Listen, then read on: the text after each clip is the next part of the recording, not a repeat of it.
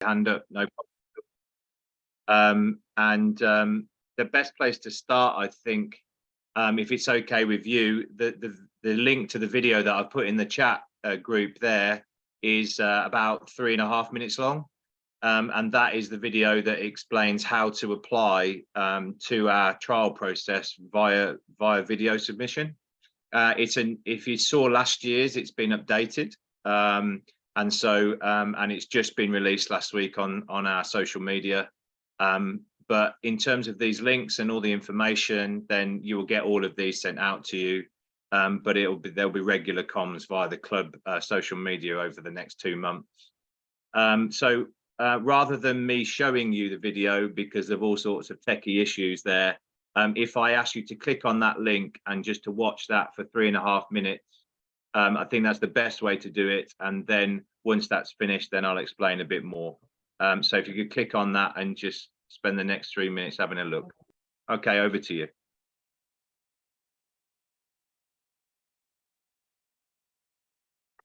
Sorry, where is it, Paul? Is it in the chat? It's in the chat function, yeah. Thanks.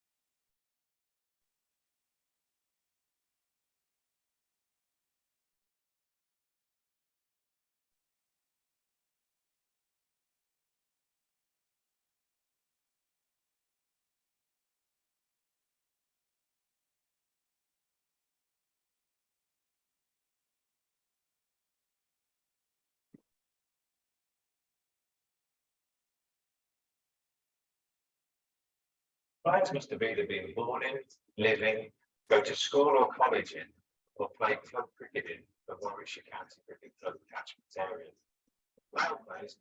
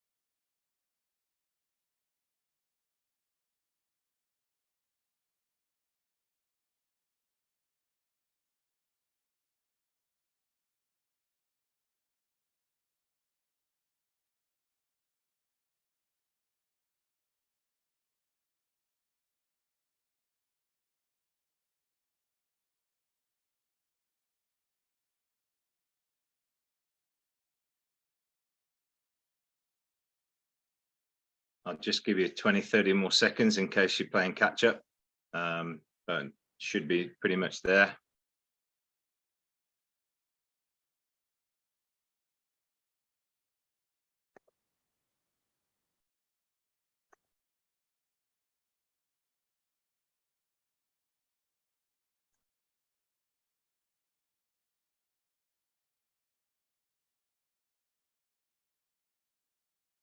obviously feel free. I'm just going to chat at you for 5-7 minutes, and feel free to put your hand up. I probably won't be able to see your hand actually, so better in the chat function at this point with the screen with the slides on show. Having watched that video, there might be a few questions straight away that you just want to chat through, which is absolutely fine. The one thing that I would say before I go on to the pilot last year is that you know, generally speaking, those instructions seem to do the trick last year, and we've modified them slightly in that video and updated, not least because we're opening the whole scheme out across same boys age groups, but all girls age groups for this year. Just looking at the pilot scheme then last year, when we just opened it out to boys 13s to 18s, these are the headlines basically on screen. So we had 236 total video applicants, which ultimately, in terms of the same boys age groups in previous year, where we had people like yourselves nominating people, that number would be less. And that was kind of the point, in that we wanted to reduce our numbers a little bit because they were starting to become unmanageable, really, in terms of our standards, what we want, you know, from a process. We wanted a real quality experience for the player when we were trialing players, and we were just really struggling under the volume of players that were coming through the door. This way, it gives us, obviously, the limitations are our communication, how we get the message out, not only via you as clubs, but via schools and then into the whole community. And so I'll go on to in a second the fact that we've completely changed our communication strategy this year.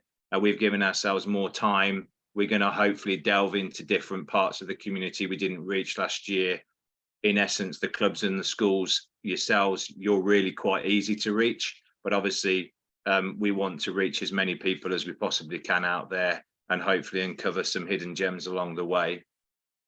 So 236 in a pilot was very encouraging, and the way that the footage came to us last year, people had obviously on the most part had followed those instructions, and if they hadn't, then clearly we still had footage to look at, and it was better than no footage at all. So for somebody to, if they didn't get it quite right, we didn't get the amount of footage that we wanted, we were still, you know, able to make some kind of call whether we wanted to see them for phase 2. Or they wouldn't get that far.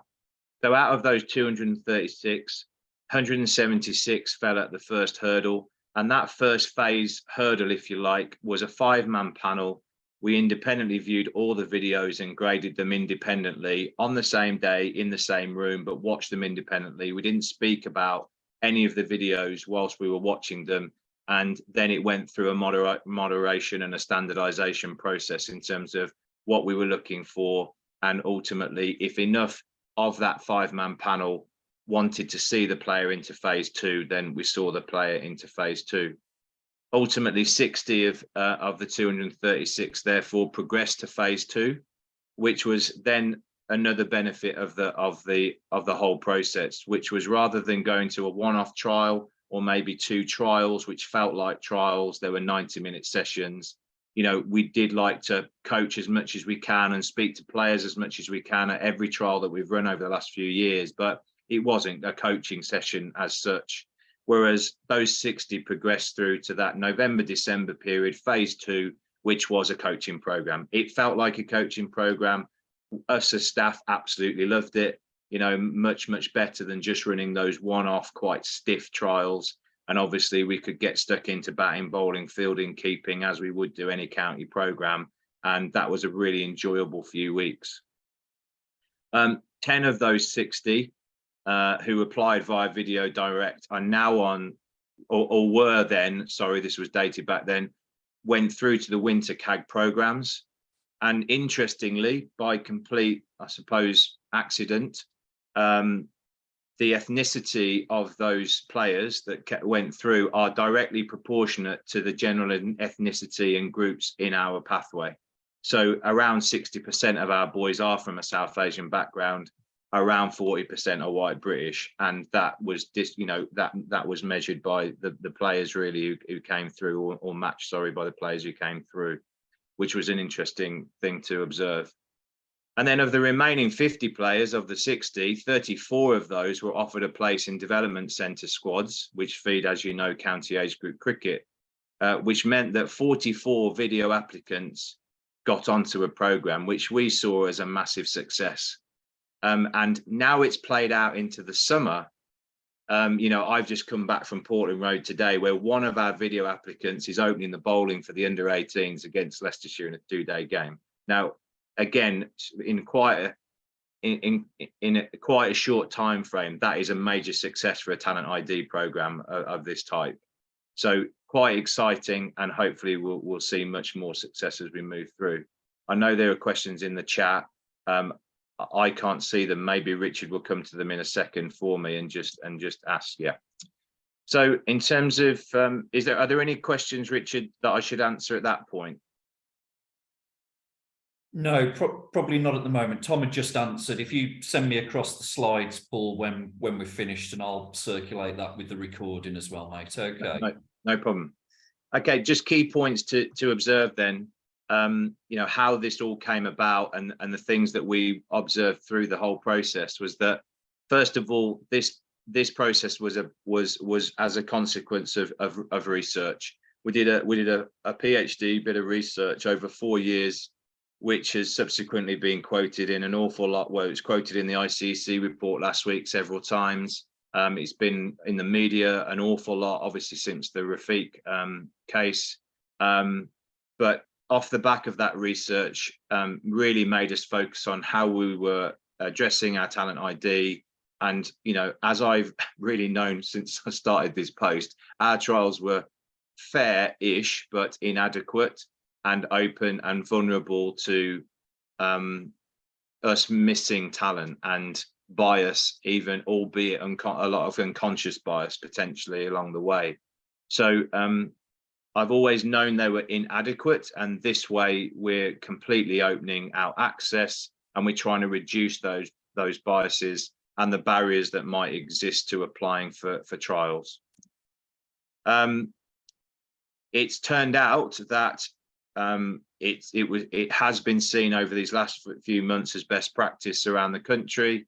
It was referred to last week in the report, as were the limitations of the current talent ID processes all around the counties, and many similar schemes have suddenly appeared, not least because people have called me up and said, look, what have you done?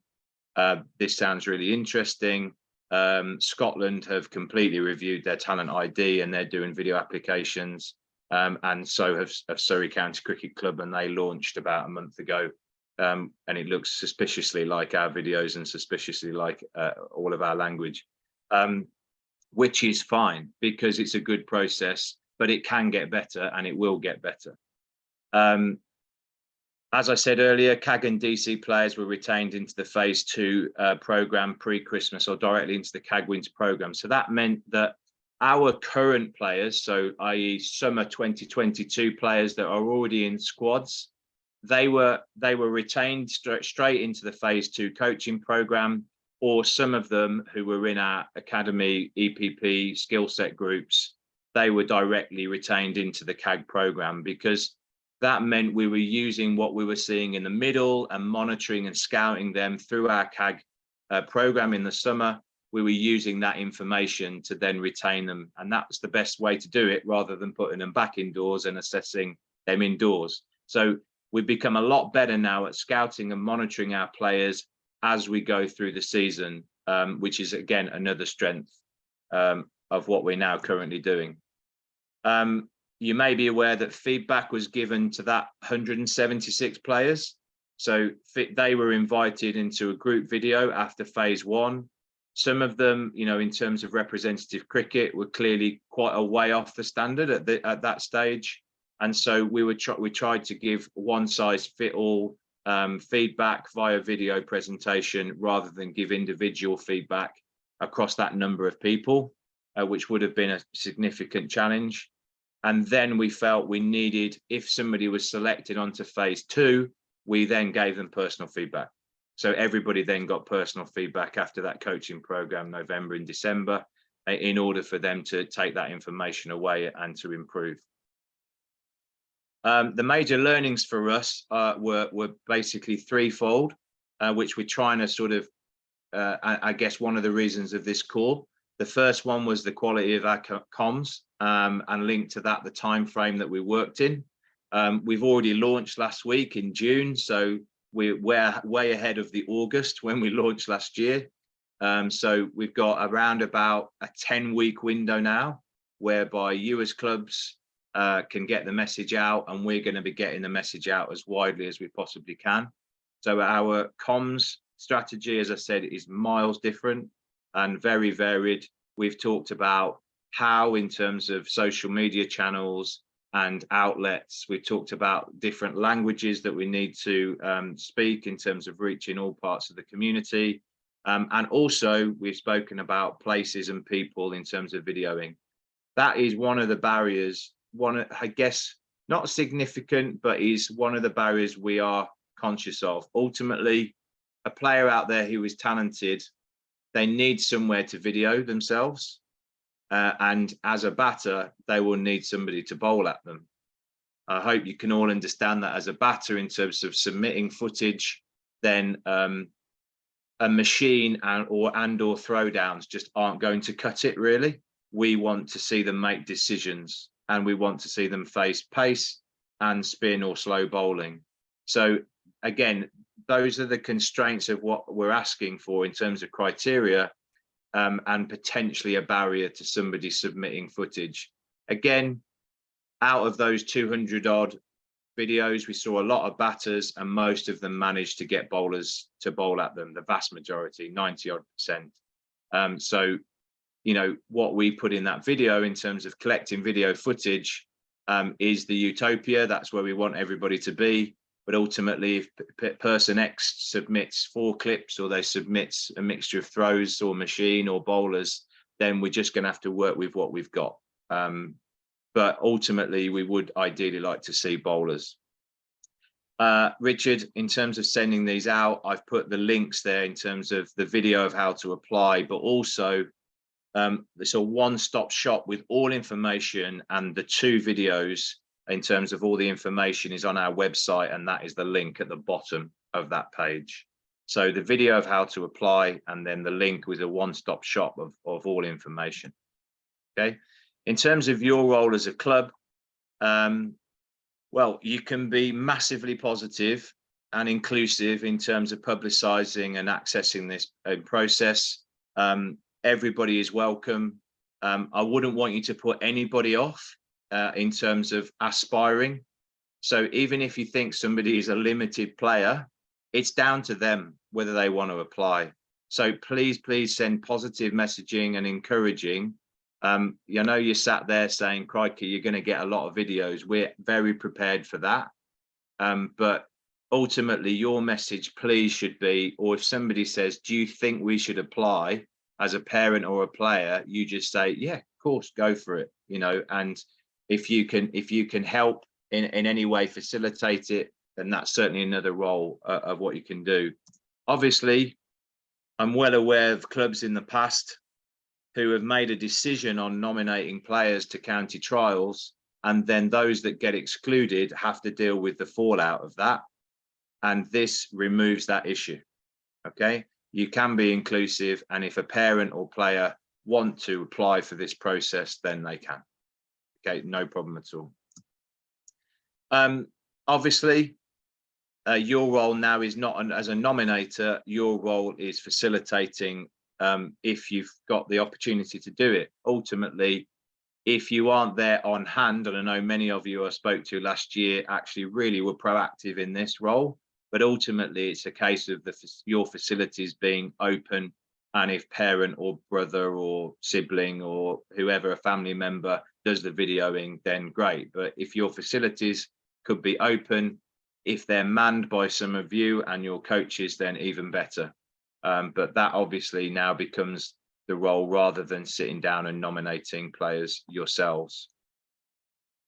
It is a potential, if you advertise, as a means to get people at the club, I guess. You know, you could use your current links into maybe schools or the community to try and get people down to the club and say yourselves, well, we're running a recruitment session or an opportunity to video yourselves to get a trial for Warwickshire, then that might be a recruitment tool potentially to get people at the club and potential local talent or new talent down to the club.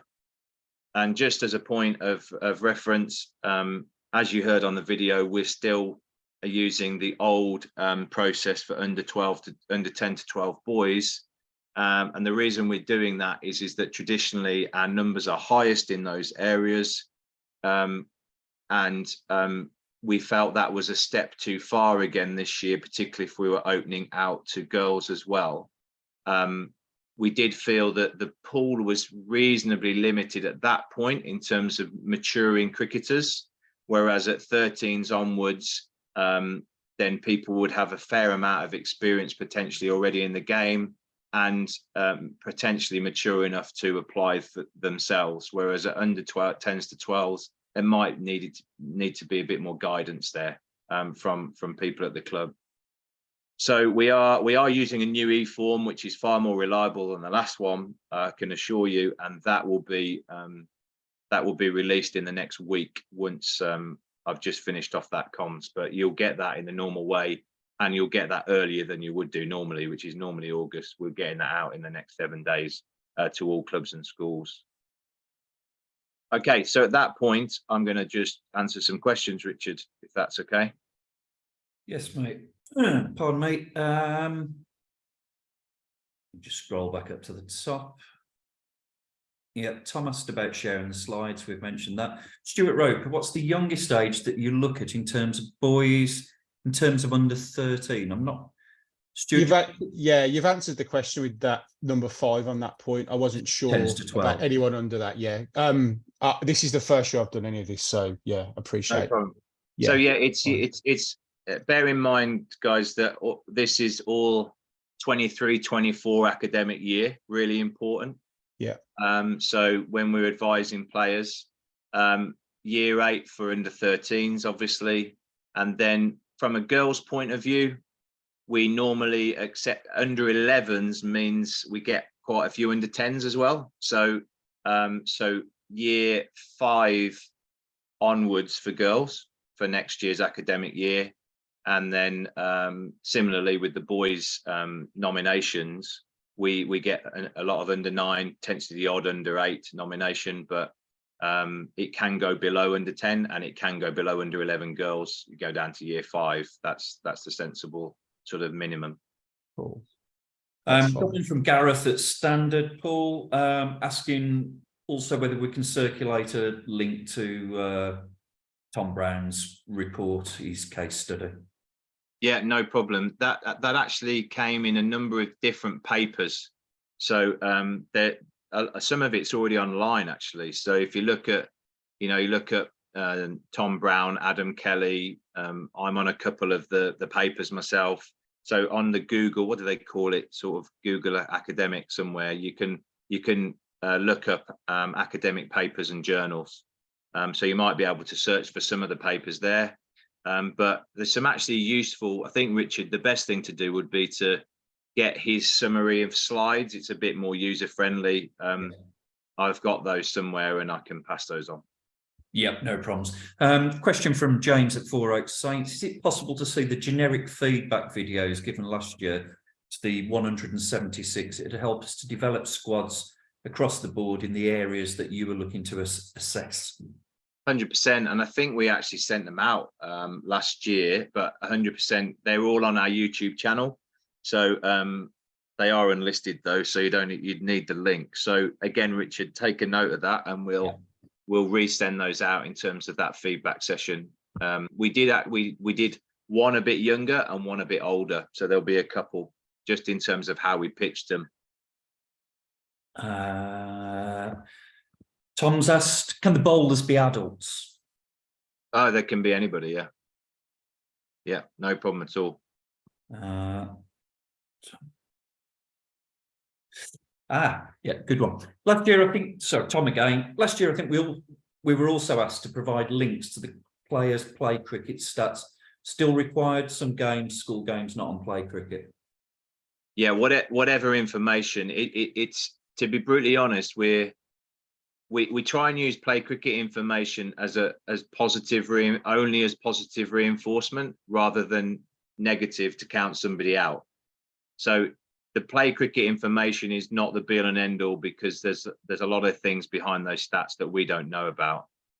We don't know the standard of opposition. We don't know how impactful some of those performances were on the team winning, etc., etc. So we're very careful. What we do want to do is, most powerful is seeing the footage and have a number of different eyes on the same footage.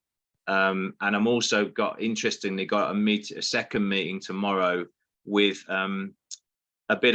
with somebody developed some software for bowlers that can give you some pace indicators from just the footage that we get sent, which is quite exciting, which keeps things a bit more objective in terms of pace indicators, rather than, you know, a coach's eye saying, oh, you know, I like him, why'd you like him, etc., etc.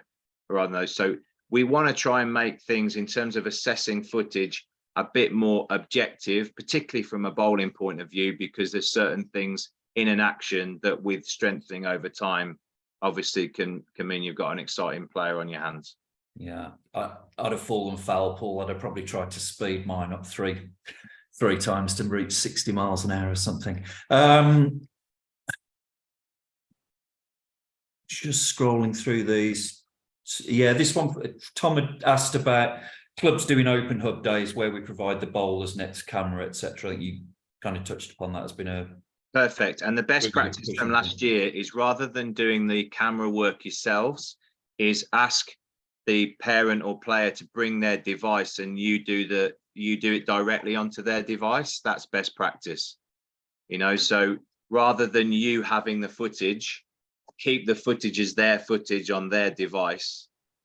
So either you are using their device with the consent of the parent, which is, it can be verbal or written, that consent. Parents are likely to be on the sideline. You'll get their consent immediately, but it's best to go straight onto their device, rather than faffing around transferring from yours to theirs. Keep the ownership with the player and the parent. I think that's really, really important. And it's their application, not yours. So my advice is, don't do the footage centrally to try and transfer it. Use their devices. And then the WhatsApp, most people have got WhatsApp, so that's why we've tried to keep it that easy. There's one from Claire at Leamington. Paul, do existing county A, B squad players need to be nominated? No, same again. I mentioned that. Same again this year. Current CAG and DC boys, and all CAG girls. We are monitoring those constantly as we go through the season, and then we'll make a judgment on where to retain them. We retain them into phase 2 before Christmas, or we might retain them into a county programme on the basis of what we've seen over the winter and the summer programmes. That's the end of the questions on there, Paul. Just, I mean, one from me, just in terms a different kind of retention. What actually happens with the videos? Do you are those retained, just for kind of, I suppose, yeah, so, data? The mechanics of it is that the WhatsApp accounts are business accounts. We had to do a lot of legal digging, really, in terms of how we keep that footage and what process we have to go through. So those WhatsApp numbers are linked to a business account. The first interaction by the player or the parent sending us that video, whether it's their name and date of birth, or whether it's the first video that they send us, they immediately get a bounce back message from us on that WhatsApp account.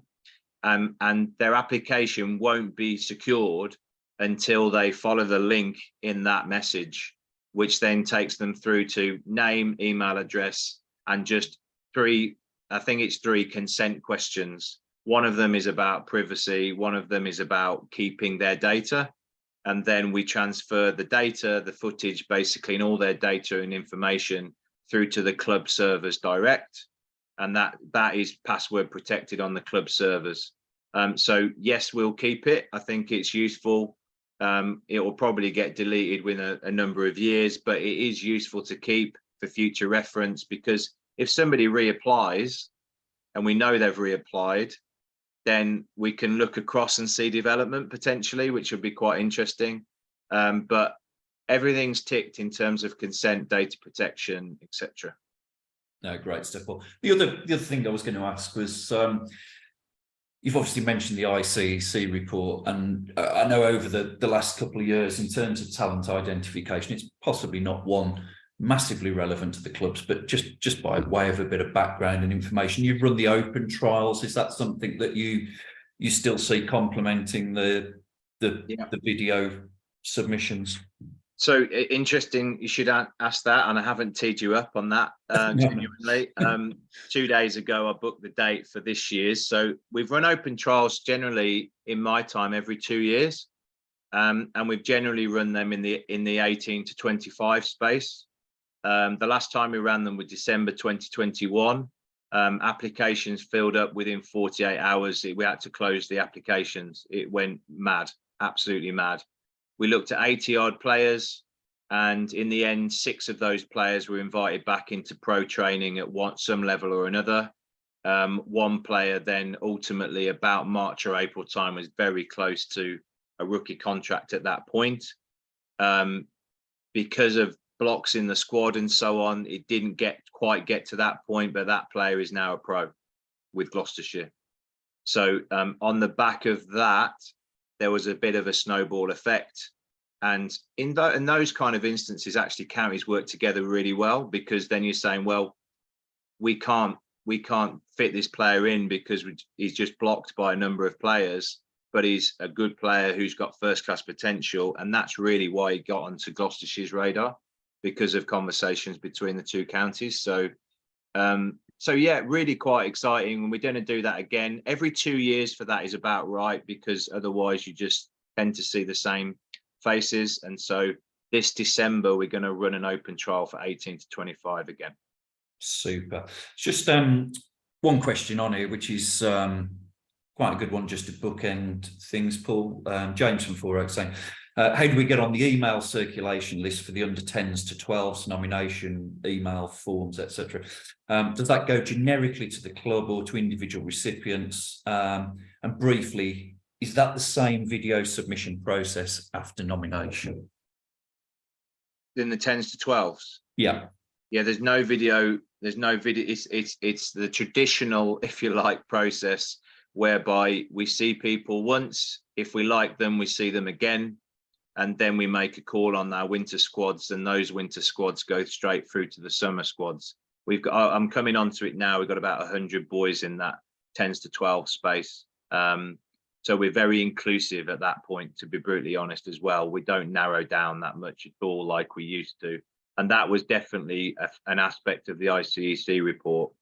The ICEC report were very concerned about talent ID pre-maturation in the 10s to 13 space. Particularly when some people may have been exposed naturally via wealth or access at school to the game, whereas others may not have been for the opposite reasons. So we made a call quite a while ago to keep that pool as big as we possibly can, to catch as many boys as we can into those age groups. But the ICEC reports actually recommends abolishing county age group cricket prior to under 14, and that it should just remain intra-county programs and initiatives in a way of by means of leveling up players who might not have access to the game compared to others. So I don't know whether that's answered the question. Yeah, and just on James's first point there regarding circulation of forms and details, etc. We do that. I know I'm the bane of Richard Fox's life when it comes to sending emails, and Rich tends to get everything alt-and shaped, but we'll ensure it goes to via our part at the cricket board. We'll ensure it goes to all our contacts. Paul, no doubt, will send it to all his club contacts. And yeah, I mean, to be honest, we, in terms of club and school reach, the pathway department, which is basically me and Debbie, you know, we rely on the board because they're the experts on reaching out into clubs and schools rather than ourselves. And so we don't hold our own database. You know, we rely on the board and the foundation basically to get information out. So whoever asked that question, Stuart?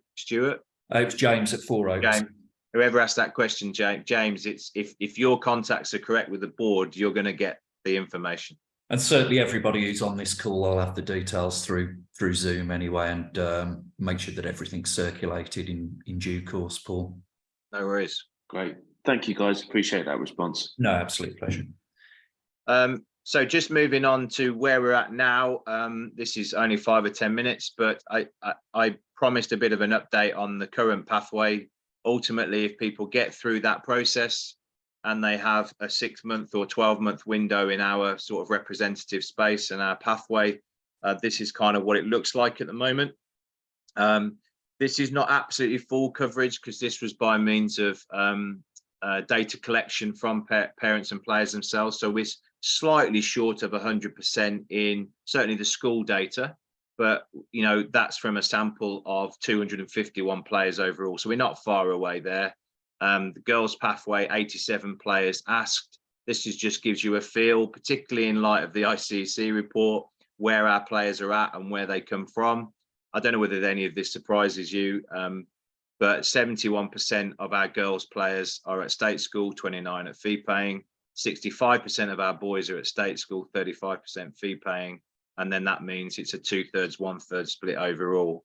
What I would say in comparison to many other counties, the majority of counties, expect those figures to be reversed.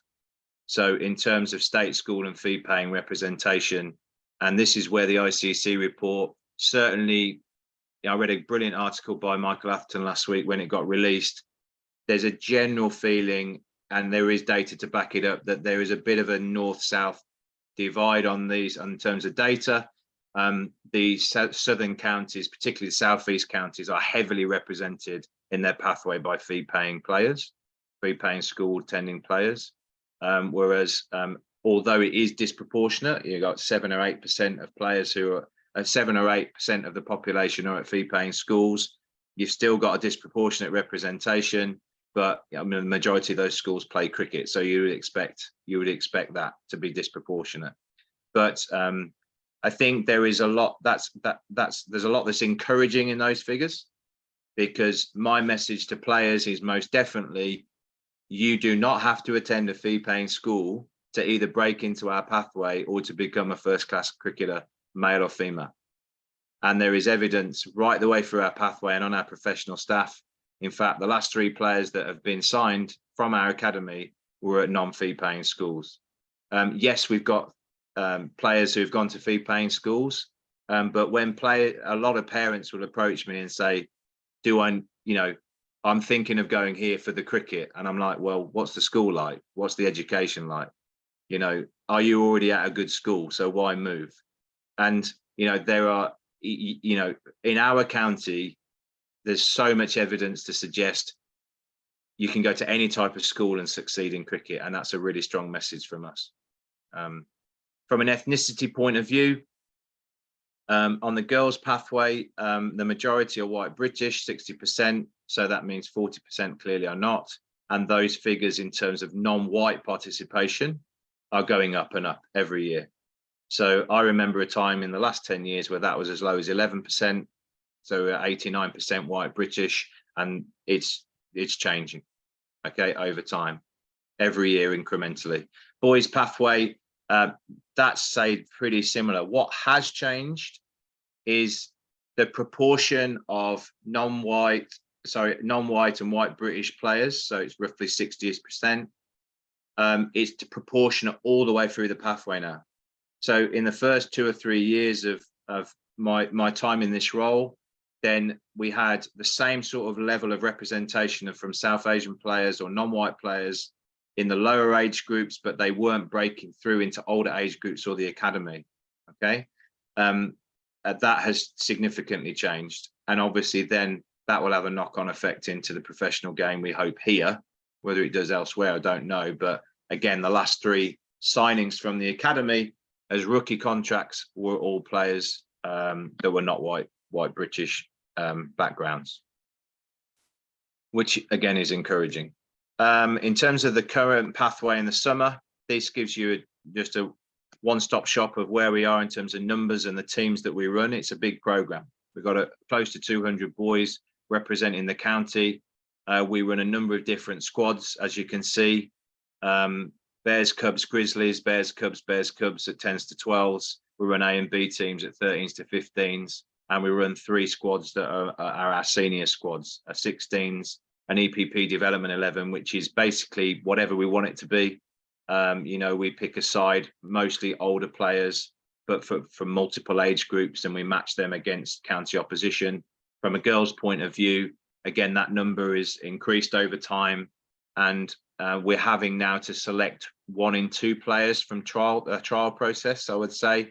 Whereas 10 years ago, if you turned up to a county trial, you had a very, very good chance of becoming a county player as a female player. So 86 girls on the current programme in the summer, enjoying their cricket, and we'd like to expand. The one area we'd really like to expand is the under 11s. But we've not quite seen the traffic of sort of hardball cricketers, transitioning cricketers coming. That number stayed pretty constant, and that's an area that we're looking at closely. The board are about to employ a women and girls manager who will work alongside Gabby and try and get perhaps those transition numbers up. On top of that, 120 players are involved in the development centre still for boys at 13s to 16s. And from a staffing point of view, interesting to note that all of our league coaches, bar 1 now, across boys and girls cricket, are full-time performance coaches or members of the cricket board staff. So they're full-time at the ground, which means we can talk about players every day of the year as a staff. And encouragingly, the 15s and 18s girls squads now are also led by full-time staff, where historically they've been led by casual coaches. They're now being led by full-time staff. The ambition definitely of mine is to make sure that every league coach across every age group that we run is a full-time member of staff, as in performance coach. And that's my ambition, you know, and it's a stated ambition on our strategy documents moving forward. In terms of elite groups, from those county age groups, we have 3 sort of tiers of programme in terms of resource. If you're on a skill set, these are players that are on their age groups, but we give them additional provision. The skill sets get a couple of hours a week in the winter, and that's across batting, seam bowling, spin bowling, and wicket keeping. The EPP gets 6 hours in addition in the winter and 2 hours in the summer per week. And that's across cricket, S&C, psych, nutrition support, etc. And then academy have up to 10 hours extra provision in the winter, including afternoon release when needed and necessary from school or college. And they also get 2 hours a week ticking over in the summer in terms of support. The Central Sparks now run their own girls EPP and their own academy, which means that we now run sort of parallel boys and girls EPPs and academies. We have a really good partnership and understanding with the Sparks in terms of their programs, and have quite a high level of coaching input as well. So the Sparks running their own EPP and academy just means that the Sparks is in the conversation of the girls all the time. They see those role models, they see the professional players, they see the academy, and they see that as their route. So from our age groups up to 18, the route is then into their EPP and their academy. So there's real join up there, and there's lots of conversations between us as staff. In terms of transition, finally, this might be just interesting for you to know. We've got, since 2017, 10 male academy players have turned pro, which is a high number nationally. And in the last 11 years, it's been 2 a year on average, which is, again, a high number. 9 of the current male staff are on the EPP, so that's really encouraging in terms of pathway. And in terms of the female game, 11 former female academy players represented a region in the domestic competition last year. 7 of those came through the EPP, so again, a true pathway moving through into the professional domestic game for women. And then an impressive figure that 29 players have transitioned from EPP to academy, male and female, in the last 11 years. So very encouraging in terms of a stepping stone, but of course we still have to manage expectation. Not everybody gets to the next rung of the ladder. We still have to manage those expectations as we go. It's not a given, you know, that you're in the academy and you're going to become a pro, clearly. And that's my last slide, so I'll stop sharing. I don't know whether there's any more questions on any of that, Richard. You're on mute, mate, sorry. Thank you, mate. I'm just embarrassed myself. Nothing in the chat box at the moment, mate. I don't know whether anybody's got anything else that they want to add or Happy to take a shout out. speak up. Yeah, shout up if anyone's got anything.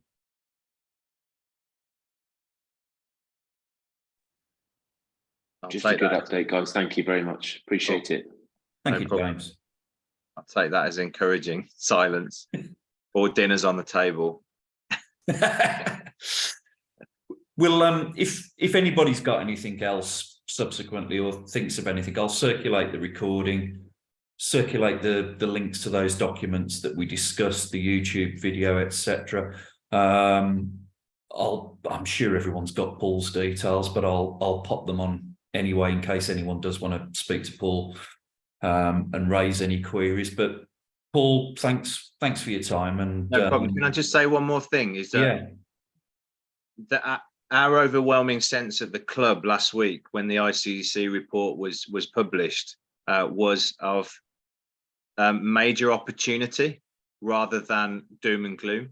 So it was really encouraging, and I feel in my role that I work for one of the most supportive, encouraging, diverse employers that I've ever worked for or know of in cricket.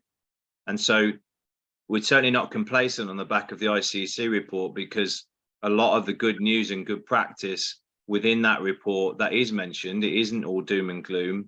Some of it comes from Edgbaston.